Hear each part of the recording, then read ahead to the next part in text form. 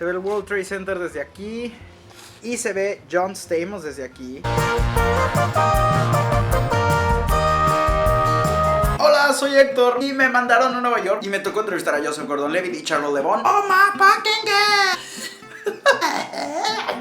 Slay mama. Va a salir esta película que les recomiendo mucho que se llama En la cuerda floja. Es una historia real, así que ya busqué videos. Hay videos en YouTube de que de verdad pasó, que un vato puso una cuerda entre las Torres Gemelas y lo cruzó caminando.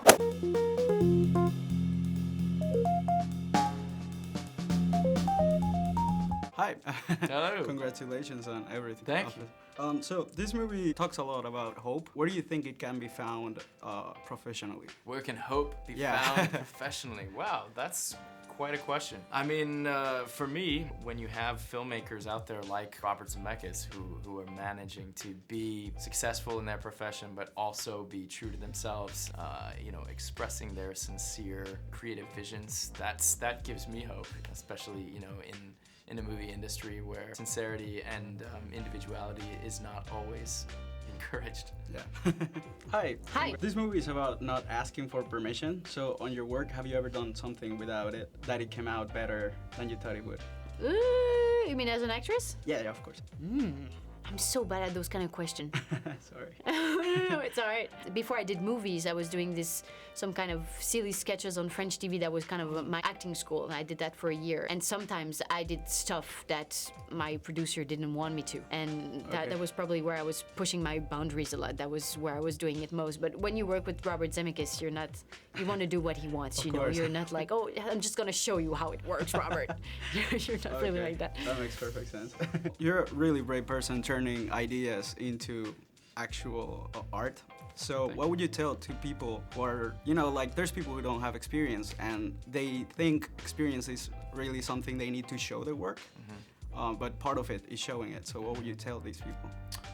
I would say start small. If you have a big dream, think of the little things that you can do first and work your way up. Because going from, you know, nothing to something huge is probably not the best way to do it, you know. So like if you're talking about creative people who have a big idea, start with some smaller ideas and then just don't give up. Keep making lots of small ideas, you know, like if you want to make a feature film, first make a short film.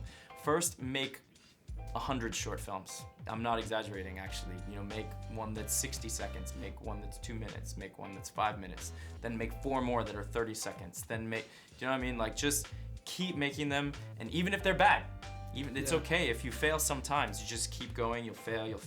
Oh, that one worked. This one didn't, this one didn't, this one didn't. Oh, that one did. And eventually you work up, you build up to something bigger. How do you turn your inspiration into work? Inspiration comes from who you're working with as well, but it's really about being sincere in the choice you do and asking yourself if you're doing that job for the right reason, not making choice by, you know, for fame or for ego reasons or stuff like that. When I choose a project, when I decided to be involved in a project, I choose it because I like the story and I respect the director. You know, if one of those things is not right, I won't do it. So that's probably the best way to work, I think. Awesome.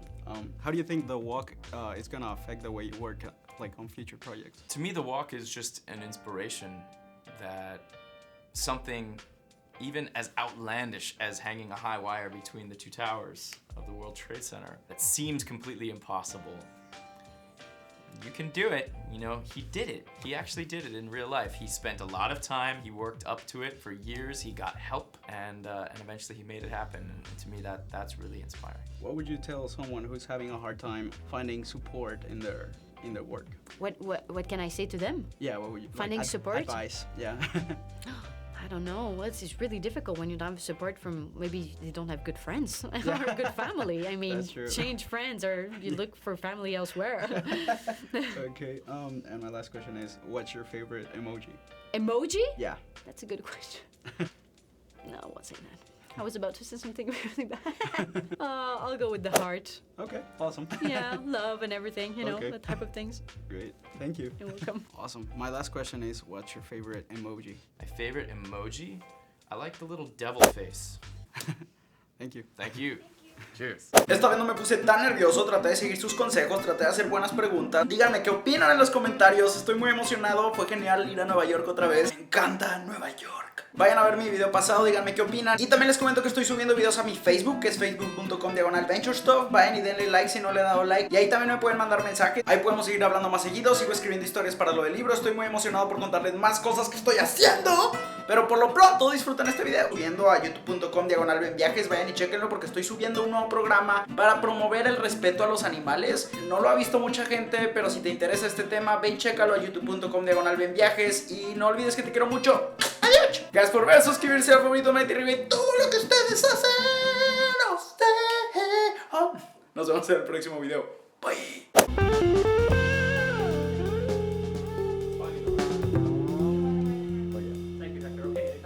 If you get vertigo or if you get uncomfortable for any reason, you want to stop, this time. Wow. No mames.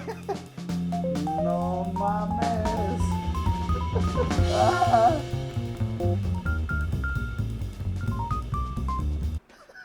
I would have died. No mames. Sí, da un buen de miedo. Just taking pictures? All right, this is Benshorts.